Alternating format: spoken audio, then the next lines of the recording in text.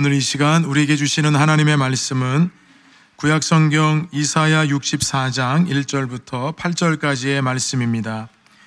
제가 가진 성경으로는 구약 1045면에 있습니다. 제가 읽고 마지막 절은 함께 읽겠습니다. 원하건대 주는 하늘을 가르고 강림하시고 주 앞에서 산들이 진동하기를 불이 섭슬 사르며 불이 물을 끄님 같게 하사 주의 원수들이 주의 이름을 알게 하시며 이방 나라들로 주 앞에서 떨게 하옵소서. 주께서 강림하사 우리가 생각하지 못한 두려운 일을 행하시던 그때에 산들이 주 앞에서 진동하여 싸우니 주 외에는 자기를 앙망하는 자를 위하여 이런 일을 행한 신을 옛부터 들은 자도 없고 귀로 들은 자도 없고 눈으로 본 자도 없었나이다. 주께서 기쁘게 공의를 행하는 자와 주의 길에서 주를 기억하는 자를 선대하시거늘 우리가 범죄함으로 주께서 진노하셨사오며 이 현상이 이미 오래되었사오니 우리가 어찌 구원을 얻을 수 있으리까? 무릇 우리는 다 부정한 자 같아서 우리의 의는 다 더러운 옷 같으며 우리는 다 잎사귀같이 시들므로 우리의 죄악이 바람같이 우리를 몰아가나이다. 주의 이름을 부르는 자가 없으며 스스로 분발하여 주를 붙잡는 자가 없사오니 이는 주께서 우리에게 얼굴을 숨기시며 우리의 죄악으로 말미암아 우리가 소멸되게 하셨음이니이다. 함께 읽습니다. 그러나 여호와여 이제 주는 우리의 아버지시니이다. 우리는 진흙이요 주는 토기장이시니 우리는 다 주의 손으로 지으신 것이니이다. 아멘. 할렐루야. 선부 예배 나오신 여러분 모두에게 하나님의 은혜와 축복이 함께 하시기를 간절히 바랍니다. 우리 반갑게 앞뒤 잡아보시면서 인사 나누시겠습니다. 주님의 은혜가 함께 하시기 바랍니다.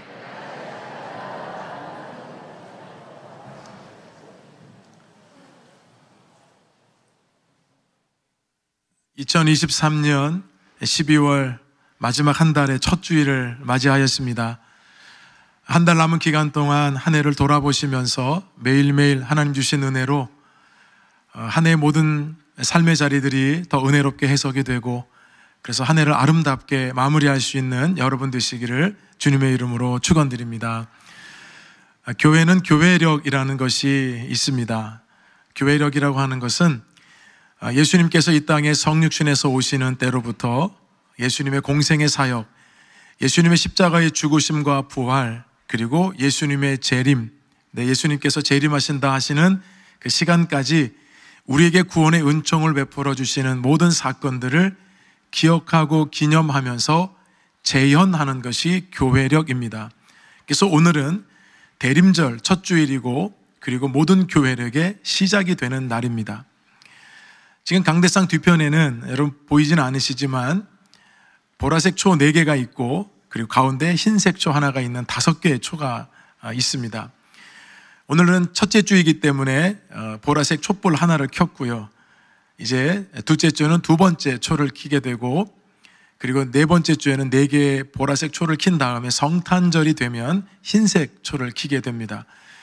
그래서 대림절은 오늘로부터 시작해서 성탄절 전날인 12월 24일까지 4주간이 바로 대림절입니다. 이 대림절은 우리를 죄에서 구원하기 위해서 이 땅에 성육신으로 오신 주님을 기억하고 장차 이 땅에 재림하셔서 심판주로 오실 그 주님을 소망 중에 기다리는 절기, 바로 그것이 대림절입니다. 그래서 대림절은 라틴어 어원을 갖고 있거든요. 어드벤트라고 하는데 영어 번역으로는 to come to, 오다라고 하는 뜻을 가지고 있습니다. 이것을 우리나라 말로 번역을 할 때 대림절 이렇게 번역을 했는데 우리 한자 여러분 의미를 보시면 기다릴 대자에 이말 임자, 마디 절자, 그래서 메시아가 이 땅에 오심을 그리고 임하심을 기다리는 절기, 바로 그것이 대림절입니다. 우리는 이 대림절이 되면 강대상 양쪽에 이 성탄목을 여러분 세우게 됩니다.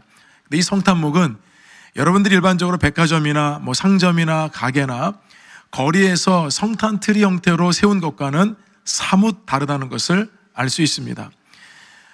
세상 사람들은 성탄목을 왜 세워야 하는지 의미를 잘 모릅니다. 그냥 세워야 하는가 보구나, 또는 좀 화려하게 장식하기 위해서 아름답게 장식하기 위해서 성탄목을 세우지만 여러분, 성탄목에는 굉장히 중요한 메시지가 담겨져 있습니다.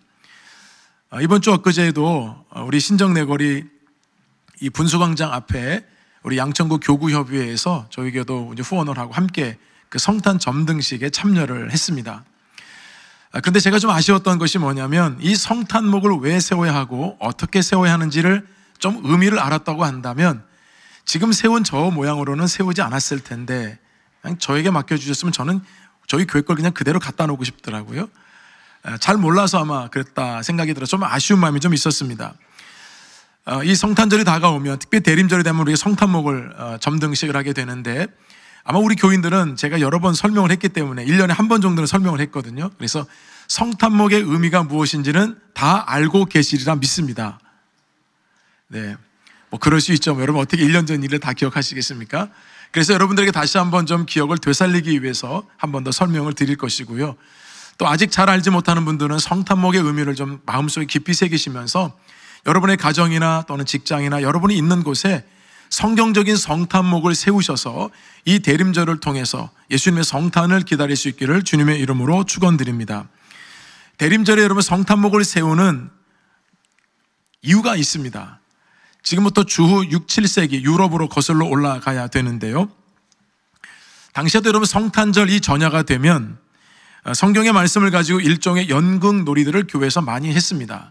그런 가운데 제일 먼저 연극놀이의 첫 번째는 창세기에 있는 말씀이었습니다.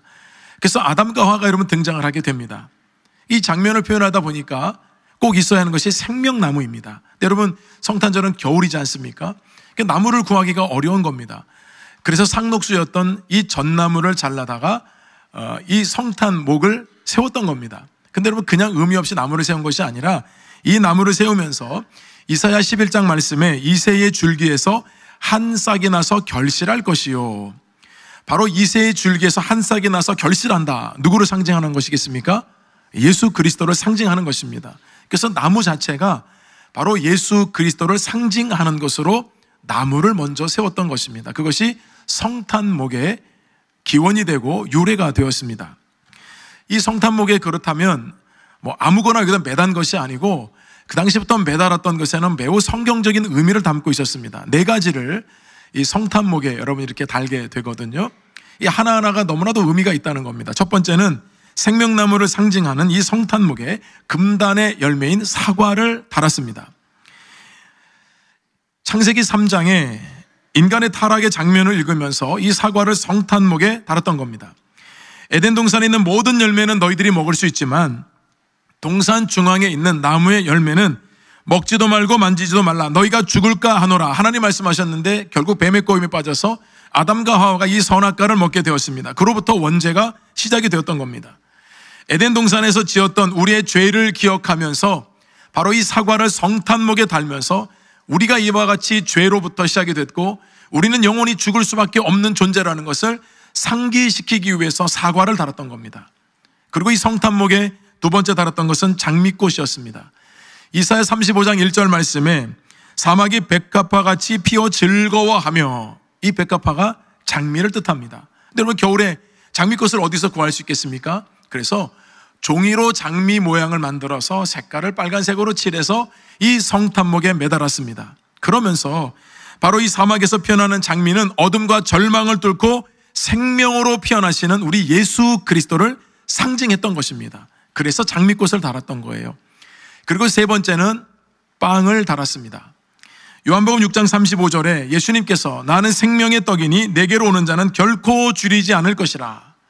여러분 빵을 달면 부패되고 여러분 그러잖아요. 그래서 과자 모양의 그 빵을 성탄목에 달면서 이 메시지를 읽으면서 생명의 양식으로, 우리에게 줄이지 않는 영원한 양식으로 오셨던 예수님을 상징적으로 바로 빵으로 표현해서 성탄목에 달았던 겁니다. 이렇게 여러분 16세기까지 오다가 17세기가 되어서 한 가지를 더 달았던 겁니다. 그게 바로 촛불이었습니다. 초였습니다. 바로 예수님께서 요한복음 8장 12절에 나는 세상의 빛이라 나를 따르는 자는 어둠에 다니지 아니하고 생명의 빛을 얻으리라. 그래서 여러분 생명의 빛 상징하는 이 초를 바로 이 성탄목에 달았던 것입니다. 어찌 보면 여러분 이 성탄목을 보면서 우리는 그냥 그런가 보다. 여러분 아니었습니다. 이 성탄목은 모두가 다 예수 그리스도를 상징하고 있는 것이었습니다. 여러분 이렇게 장식된 성탄목은 좀 세상보다 화려하지 못하고 세련되지 못할 수도 있습니다. 그러나 교회와 가정 그리고 여러분 직장에 여러분 있는 곳에 혹시라도 성탄 추리를 세우고자 하신다고 한다면 이와 같은 성탄목에 이와 같은 역사적 성경적 의미가 있다는 것을 여러분 아시고 그 성탄목의 하나 의미를 말씀을 살펴보고 달게 되면 정말 여러분들에게 이 대림절이야말로 예수님의 성탄을 간절한 마음으로 기다리는 또 다른 은혜가 있게 될 줄로 믿습니다. 카피라이터 정철이라는 분이 있는데요. 그분이 최근에 쓴 책 중에 사람을 구하라, 구는 숫자 9를 썼는데 이 9라는 숫자가 쉼표도 여러분 되잖아요. 역시 카피라이터답게 아주 문장을 짧지만 아주 메시지를 강하게 주는 그런 내용들이 많이 담겨져 있었습니다. 그 글 가운데 만남의 광장에서 이 사람들이 기다리는 것을 언급하면서 만남을 다른 시선으로 보니 기다림이 보이더라. 이렇게 짤막한 문구를 썼는데 굉장히 마음에 와닿습니다. 대림절은 그야말로 진정한 만남을 위한 기다림의 시간이기 때문입니다. 제가 가끔 여러분 TV 프로를 볼 때 이제 우리나라에 참 좋은 지방들이 많이 있어서 소개하는 것들을 프로그램을 가끔 보게 되었는데 그때 보니까 이 지방에 망부석을 세운 곳이 많이 있더라고요. 이 망부석이라고 하는 것은 우리의 전통 정서가 배어 있는 기다림의 상징물과도 여러분 같잖아요. 대개는 절개 굳은 아내가 자기를 고향에 두고 멀리 타향으로 떠난 남편을 정말 그냥 평생의 남은 생애 동안에 기다리면서 산마루에서 산중턱에서 계속 한 곳을 바라보면서 기다리다가 결국은 돌이 되었다고 하는 설화로 전해져 내려옵니다. 여러분 왜 돌로 표현했을까요? 변하지 않기 때문이죠. 그 굳은 절개와 의지와 한결같은 기다림을 표현한 것이 바로 돌이었던 겁니다. 여러분 우리 또한도 주님을 향한 이 기다림도 반석과 같은 믿음을 가지고 기다려야 할 줄로 믿는 것입니다.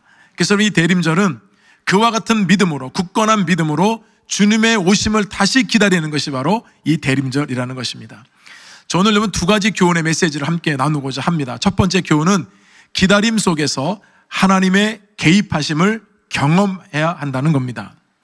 자 여러분 지금으로부터 약 2800년경에 남유다 유다의 수도였던 예루살렘을 중심으로 하나님의 말씀을 대언하는 선지자가 있었습니다. 바로 그 선지자가 오늘 본문에 등장하는 이사야 선지자였습니다.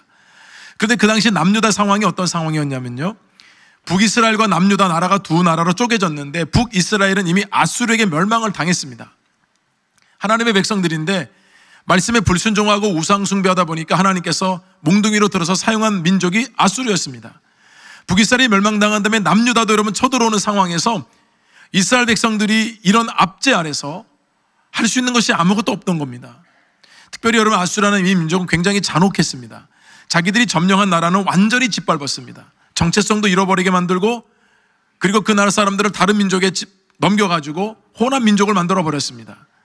그런 가운데 여러분 이 남유다 백성들이 해야 될 일이 뭐냐면 하나님께로 돌아가야 하는 일인데 그들은 돌아가지 않았습니다. 그리고 자기들의 그 절대적인 신앙과 믿음을 오히려 잃어버리고 혼합신앙과 혼합주의로 여전히 있으면서 그들은 신음하고 고통하는 시간을 보내고 있었습니다. 자 여러분 그 가운데 이 남유다 백성들이 살고 있는 그 영적으로 혼미한 상태를 이사야 선지자가 오늘 본문에서 그대로 표현해주고 있습니다. 우리 본문 6절과 7절 함께 읽어보겠습니다. 무릇 우리는 다 부정한 자 같아서 우리의 의는 다 더러운 옷 같으며 우리는 다 잎사귀같이 시들므로 우리의 죄악이 바람같이 우리를 몰아가나이다.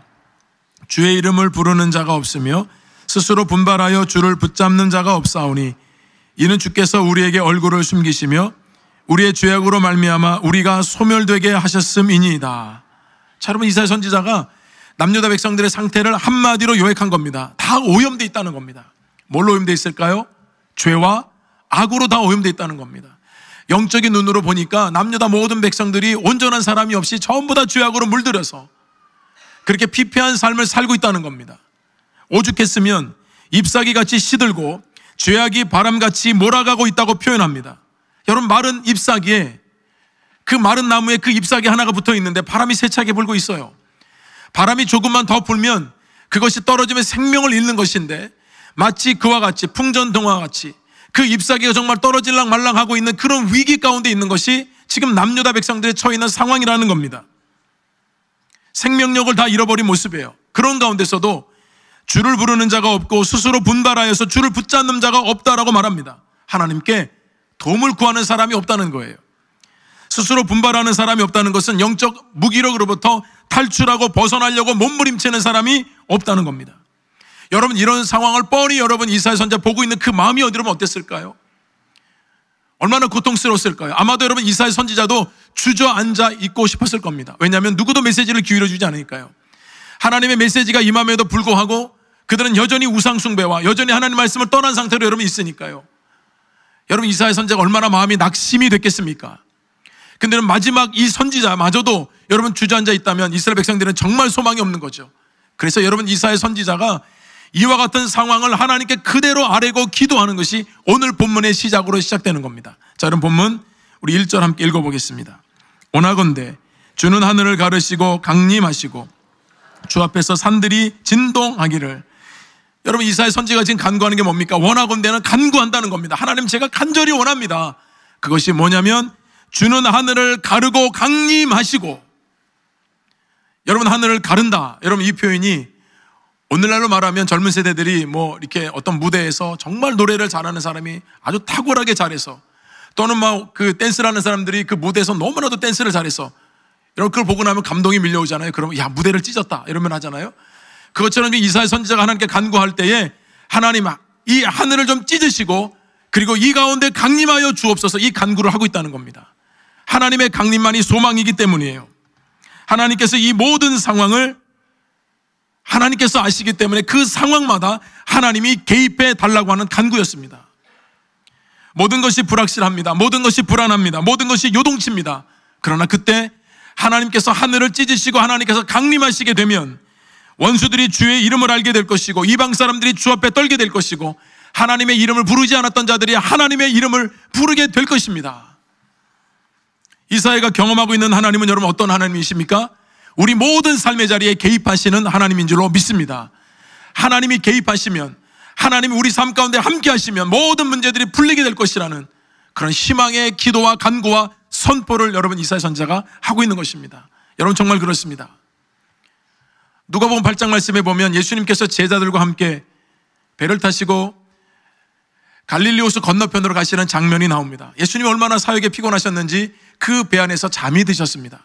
그런데 여러분 갑자기 그 갈릴리를 가다가 광풍이 내려친 겁니다. 그 제자들이 여러분 아주 난리였습니다. 왜냐하면 강풍 때문에 더 이상은 배가 앞으로 진전할 수도 없고 배가 요동치고 그리고 갈릴리에 있는 물들이 여러분 배 안으로 여러분 들어오지 않았겠습니까? 뭐 충분히 상상해 볼 수 있잖아요. 그런 가운데 소리를 지릅니다. 주여 주여 우리가 죽겠습니다. 자, 여러분 그 장면 한번 말씀을 함께 읽어보겠습니다. 누가복음 8장 24절 제자들이 나와 깨워 이르되 주여 주여 우리가 죽겠나이다 한데 예수께서 잠을 깨사 바람과 물결을 꾸짖으시니 이에 그쳐 잔잔하여 지더라. 예, 제자들이 주여 주여 우리가 죽겠습니다.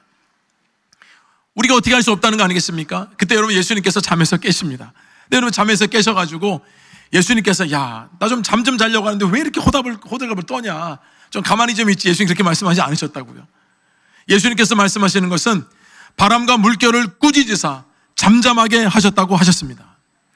여러분 모든 삶의 위기와 제자들이 볼 때는 자기들이 감당할 수 있는 상황 속에서도 주님의 이름을 부르기만 해도, 주님이 이 상황에 개입하시기만 해도 이 문제가 풀릴 수 있다고 하는 것을 우리들에게 보여주는 사건인 것입니다. 주님이 임하시면, 주님이 그 문제에 개입하시면, 주님이 우리 가정에 오시면, 우리 사업장에 오시면, 주님께서 내 건강에 문제에 주님께서 오시면 그 모든 문제가 풀려지게 될 줄로 믿습니다. 그러니 여러분 이사야 선지자가 포기하지 않았던 겁니다. 상황은 절망적이에요. 한 치 앞도 내다볼 수 없어요. 하나도 하나님 말씀에 귀를 기울이지 않아요.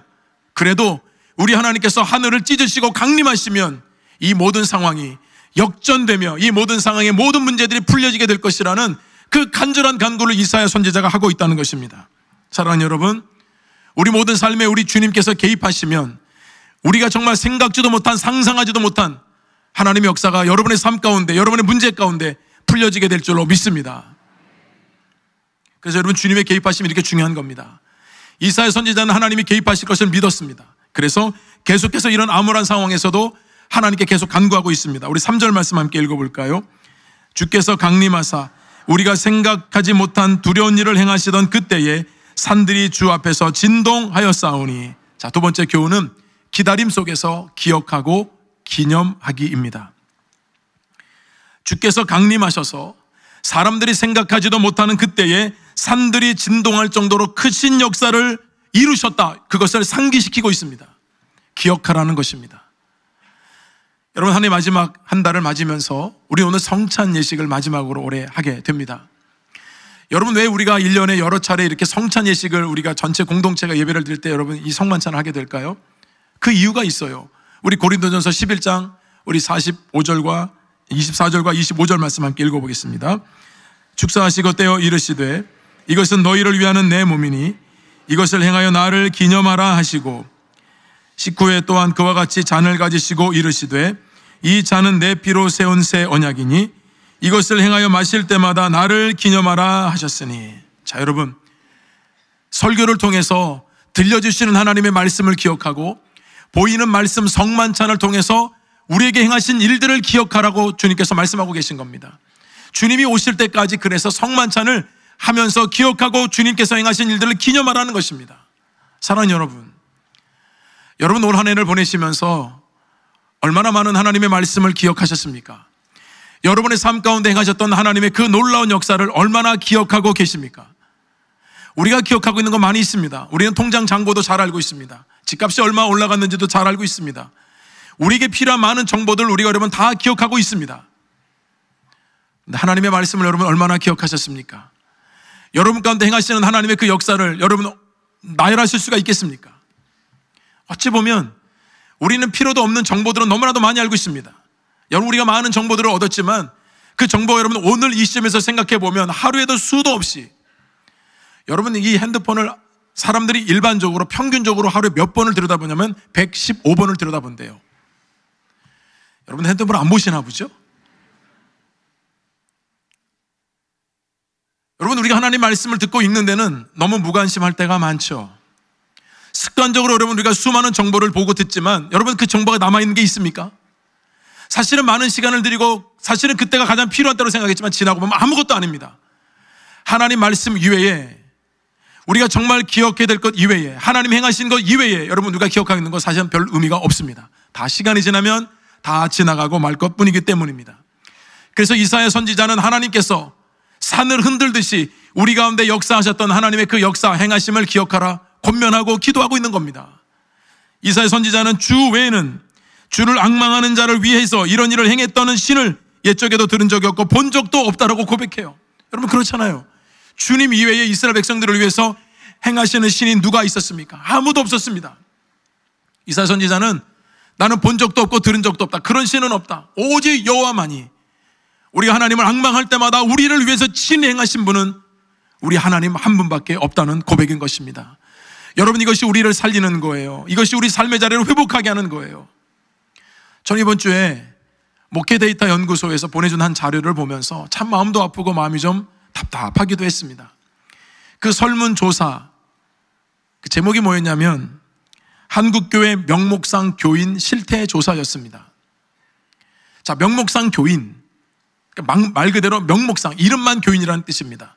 자, 여러분 그런 교인을 어떻게 구분할 수 있을까요? 세 가지로 여기서는 기준을 삼았어요. 첫 번째는 정체성 영역이에요. 나는 기독교인이라고 응답하지 않는 교인. 좀 이상하죠? 교인인데 나는 기독교인이라고 응답하진 않아요. 세상에 나가서 나는 뭐 교인이라고 굳이 알리지 않고 그냥 그렇게 교인은 다니고 있어요. 자, 그런 교인들. 두 번째, 신념 영역이에요.